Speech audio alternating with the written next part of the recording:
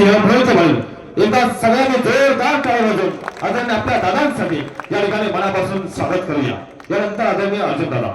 सर्वप्रथम फोंडशिरस आणि पंचक्रोशीतील सर्व ग्रामस्थांच्या वतीनं आपल्या राज्याचे उपमुख्यमंत्री स्वर्गीय कैलासवासी आदरणीय अजितदादा पवार यांना आपल्या सर्वांच्या वतीनं आणि माळशिरस तालुक्याच्या वतीनं त्या ठिकाणी भावपूर्वक श्रद्धांजली अर्पण त्या ठिकाणी करतो. जास्त वेळ घेणार नाही, कारण आदरणीय भैयासाहेबांना पुढं सभेला जायचंय. आज आपण सर्वजण जिल्हा परिषद आणि पंचायत समितीच्या प्रचाराच्या निमित्त आपण सर्वजण त्या ठिकाणी उपस्थित झालेलो आहे. व्यासपीठावर उपस्थित असलेले आपल्या सर्वांचे लाडके खासदार आदरणीय धैर्यशील भैया, आता भाषण करून गेलेले आपल्या सर्वांचे लाडके आमदार आदरणीय उत्तमरावजी जानकर साहेब, व्यासपीठावर उपस्थित असलेले सर्वच प्रमुख त्या ठिकाणी मान्यवर नाव घेत नाही, कारण बरेच प्रमुख अतिथी या ठिकाणी व्यासपीठावरती आपले इथं आहेत आणि या ठिकाणी ग्रामस्थी मोठ्या प्रमाणामध्ये पंचक्रोशीतील सर्वच प्रमुख नेते मंडळी या ठिकाणी उपस्थित झालेले आहेत. एखाद्याचं जर कोणाचं नाव राहिलं तर ते म्हणतील जे नावं घेतली त्याचीच मतं घ्या. त्यामुळे सर्वच या ठिकाणी उपस्थित असलेले फोंडशिरस गावातील सर्वच वडीलधारी मंडळी भैया सांगते फोंडशिरस मधील प्रकार आहे पंचक्रोशीतील सर्व विविध संघटनांचे, विविध ग्रामपंचायतींचे, सोसायटीचे उपस्थित असलेले सर्वच पदाधिकारी, या ठिकाणी उपस्थित असलेले सर्व युवक बंधू, आज आपण जिल्हा परिषद आणि पंचायत समितीच्या माध्यमातून या ठिकाणी प्रचाराच्या निमित्त या ठिकाणी उपस्थित या ठिकाणी झालेलो आहे. महाविकास आघाडीचे अधिकृत उमेदवार म्हणून जिल्हा परिषदेमध्ये उमेदवार म्हणून मी स्वतः या ठिकाणी उभा आहे.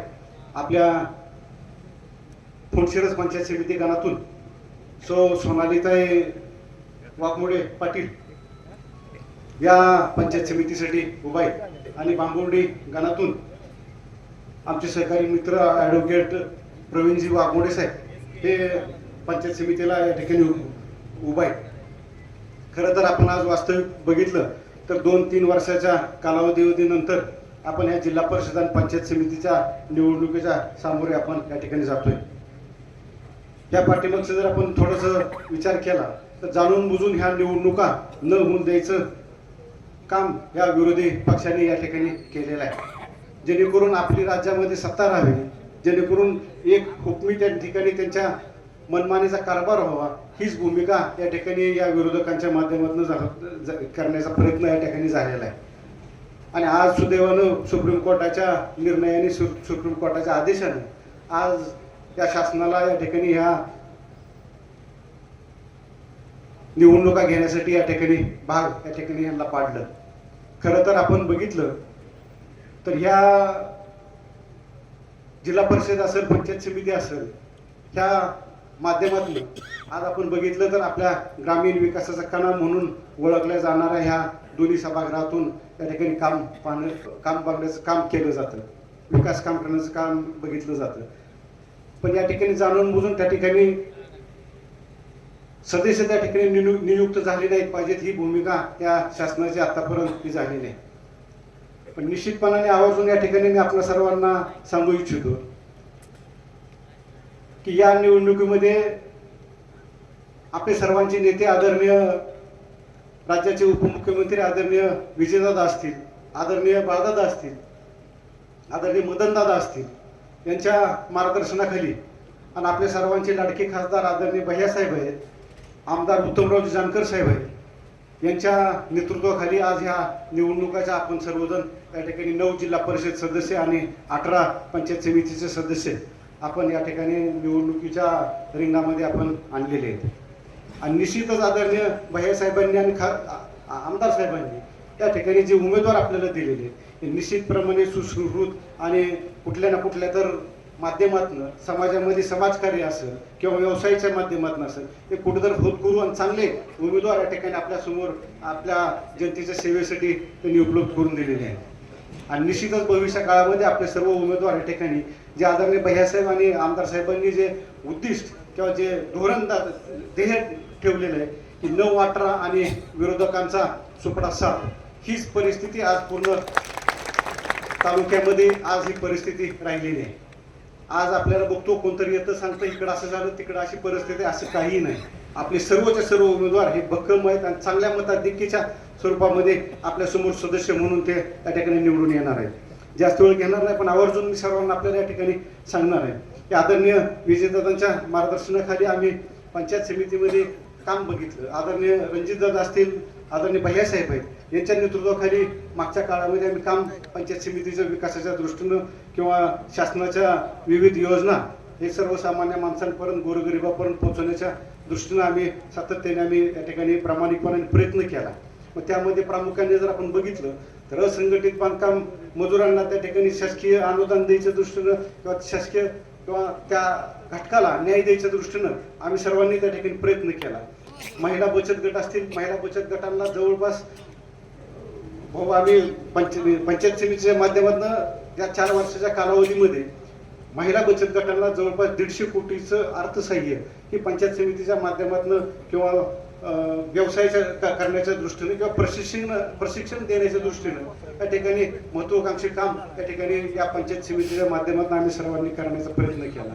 त्यानंतर आरोग्य विभागाच्या माध्यमातून असेल, आदरणीय भैयासाहेबांनी आम्हाला सातत्याने आम्हाला सूचना करायची किंवा आमच्या मागं सारखं लागायचे की आयुष्यमान भारत ही योजना ही प्रभावीपणे आपल्या तालुक्यामध्ये राबली गेली पाहिजे.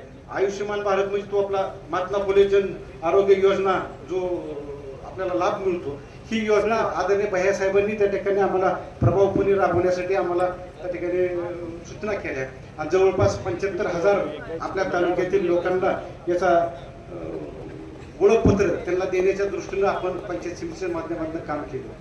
मागचा आपण काळ बघितला, मोठा महामारीचा माळ आपल्या पूर्ण आज तालुक्यावर असेल, राज्यावर असेल, जिल्ह्यावर असेल, देशावर असेल, जगावरती असेल.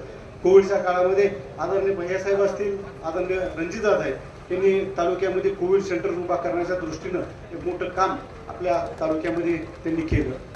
जानकर साहेबांनी त्यांच्या माध्यमातून धान्य बँक सुरू केली, जेणेकरून सर्वसामान्य गोरगरिबांना धान्य मिळालं पाहिजे किंवा खाण्याचं साधनं त्या ठिकाणी उपलब्ध झाली पाहिजे. ह्या दृष्टीनं त्यांनी कोविड काळामध्ये सुद्धा धान्याचं किंवा लोकांना अन्नदान करण्याच्या दृष्टीनं त्यांनी मोठं काम आपल्या तालुक्यामध्ये केलं. मला एकच सांगायचं आहे की या ठिकाणी आज सातत्यानं आपल्या नेत्यांवरती आपले ज्येष्ठ नेते आदरणीय विजयदादा असतील, सर्व आदरणीय भैयासाहेब आहेत, आदरणीय रणजितदादा आहेत, यांच्यावर सातत्याने ते टीका केली जाते की 70 वर्षांमध्ये यांनी काय केलं. तर आपल्या सर्वांच्या समोर आदरणीय सहकार महर्षी शंकरराव मोहिते पाटील असतील, आदरणीय विजयदादा असतील, त्यांनी जी काय आपल्या तालुक्यामध्ये विकास कामं केली, मग त्यामध्ये आपल्या तालुक्यामध्ये सेशन कोर्ट, जिल्हा कोर्ट, सत्र न्यायालय आणायच्या दृष्टीनं असेल, RTO ऑफिस आणायच्या दृष्टीनं असेल किंवा DYSP ऑफिस आपल्या ठिकाणी आणायचं काम असेल, प्रांत ऑफिस आपल्या ठिकाणी तालुका स्तरावरती आणायचं असेल. जर आपण परिस्थिती बघितली तर पूर्वीच्या काळामध्ये आपल्याला RTO ऑफिस म्हणलं तर आपल्याला सोलापूरला त्या ठिकाणी गाड्या नोंदणी करायसाठी जावं लागायचं.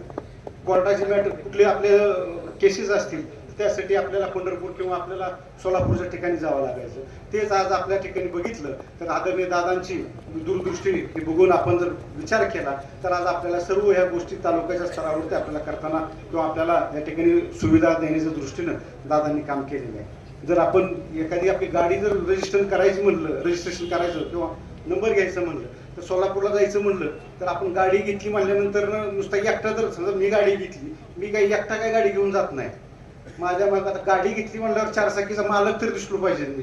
मग 4 माणसं मी माझ्या गाडीत घेऊन गेलो. 500 रुपयाच्या ठिकाणी 2-3 हजार रुपये आपला खर्च होतो, खाऊ पिऊ घाला, मजा करा, ते सगळ्या गोष्टी राहतात बाकीच्या. आता खोलातलंही सांगत नाही काय काय मजा असते, पण निश्चितच गाडी घेतली म्हणलं की तो 2-3 हजाराचा खर्च आज आपल्या तालुक्यामध्ये आज तालुक्याच्याच ठिकाणी आपल्याला होतोय. रोजगार ठिकाणी उपलब्ध करण्याच्या दृष्टीनं सहकार महर्षी आदरणीय शंकरराव मोहिते पाटील असतील, विजयदादा असतील, यांनी त्या ठिकाणी केलेलं आहे.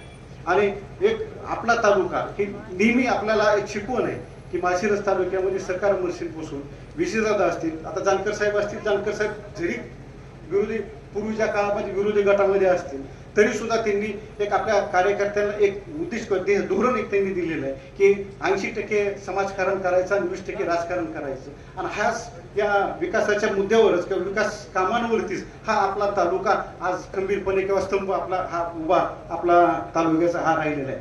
कधीही आपण आपल्या तालुक्याचं राजकारण हे कधी खालच्या पातळीवरती आज येऊन दिलेलं नाही.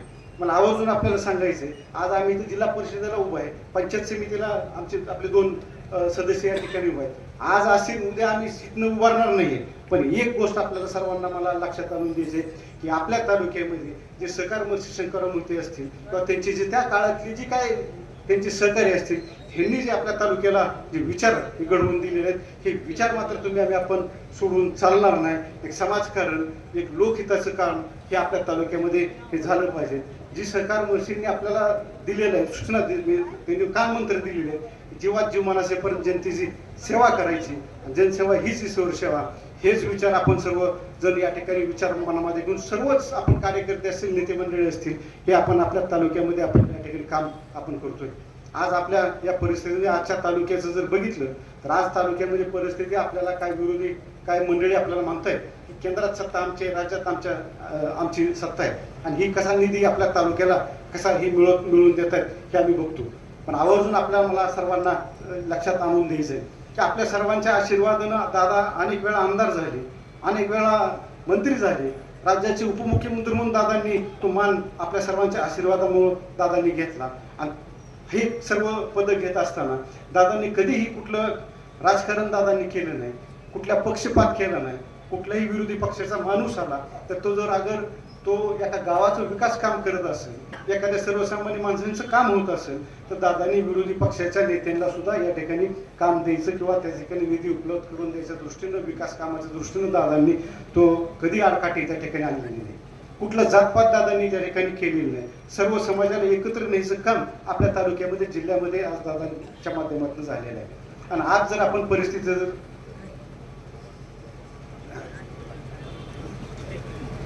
जास्त वेळ घेत नाही, पण आवर्जून या ठिकाणी आपल्या सर्वांना या ठिकाणी सांगितले की आज आपल्या तालुक्यामध्ये एक वेगळं वातावरण या ठिकाणी निर्माण होते आणि हे वातावरण आपल्याला कुठेतरी या ठिकाणी आपल्याला संपवण्याच्या दृष्टीनं आणि कुठेतरी ही कीड आपण बाहेर काढण्याच्या दृष्टीनं आपण सर्वांनी या ठिकाणी प्रयत्न हे करणं आज हे गरजेचं आहे.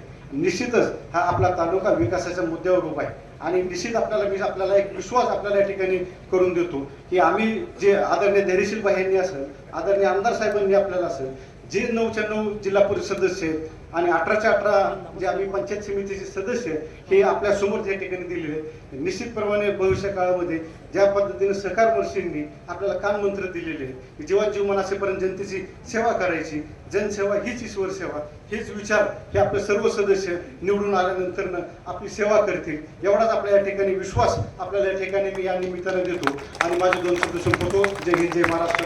धन्यवाद आदरणीय अर्जुन दादा. यानंतर आपला